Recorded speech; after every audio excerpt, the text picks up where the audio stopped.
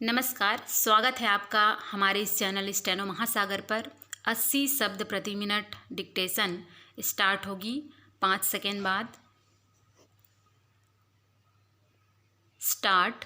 संयुक्त राष्ट्र महासभा में भारतीय विदेश मंत्री एस जयशंकर ने यह कहकर विश्व की बड़ी शक्तियों को आईना दिखाने का ही काम किया कि वह जमाना चला गया जब कुछ देश एजेंडा तय करते थे और यह अपेक्षा करते थे कि अन्य सभी देश उसका अनुसरण करें।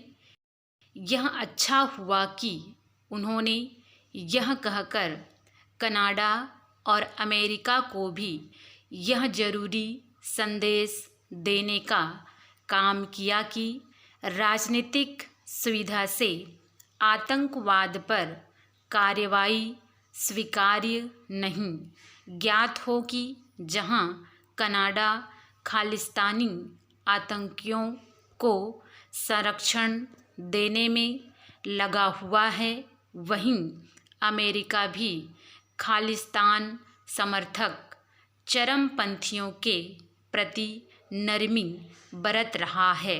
भले ही कनाडा में एक खालिस्तानी आतंकी हरदीप सिंह निज्जर की हत्या पर अमेरिका भारत को नसीहत देने में लगा हो, लेकिन भारतीय विदेश मंत्री के कथन से यह साफ है कि भारत कनाडाई प्रधानमंत्री जस्टिन ट्रूडो के बेतुके आरोपों को कोई महत्व नहीं देने वाला।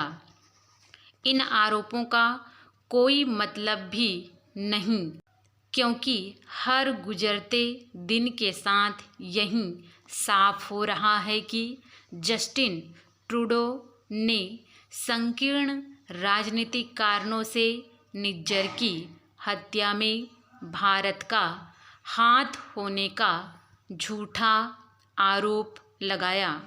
भारतीय विदेश मंत्री ने जिस तरह यह कहा कि अब कुछ देशों का एजेंडा नहीं चलने वाला, उसका अर्थ यही है कि कोई भी देश कम से कम भारत से यह अपेक्षा न रखे कि वह उसके एजेंडे के हिसाब से चलेगा। हाल के समय में भारत ने अपने इस दृष्टिकोण का अंतर्राष्ट्रीय मंचों पर बार बार परिचय भी दिया है।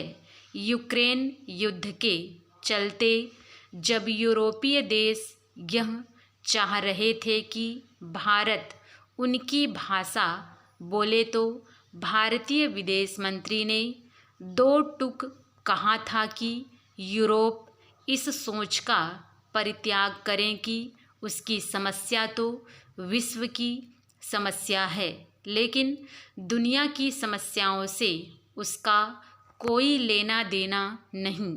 यूक्रेन के मामले में भारत ने अमेरिका की भी हाँ में हाँ मिलाने से इनकार किया और उसके इस प्रस्ताव को भी ठुकराया कि वह नाटो प्लस का हिस्सा बन जाए। भारत ने ऐसा इसलिए किया क्योंकि वह अपनी स्वतंत्र विदेश नीति पर अडिग रहना चाहता है। इसी के साथ यह भी एक तथ्य है कि प्रधानमंत्री मोदी ने रूसी राष्ट्रपति पुतिन से साफ तौर पर यह कहा था कि यह युग युद्ध का नहीं है।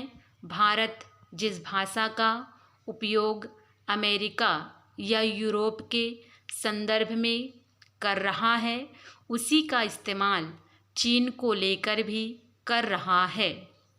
भारत ने चीन को यह संदेश देने में कोई कोर कसर नहीं उठा रखी है कि जब तक सीमा पर पहले जैसी स्थिति बहाल नहीं हो जाती, तब तक उससे संबंध सामान्य नहीं हो सकते।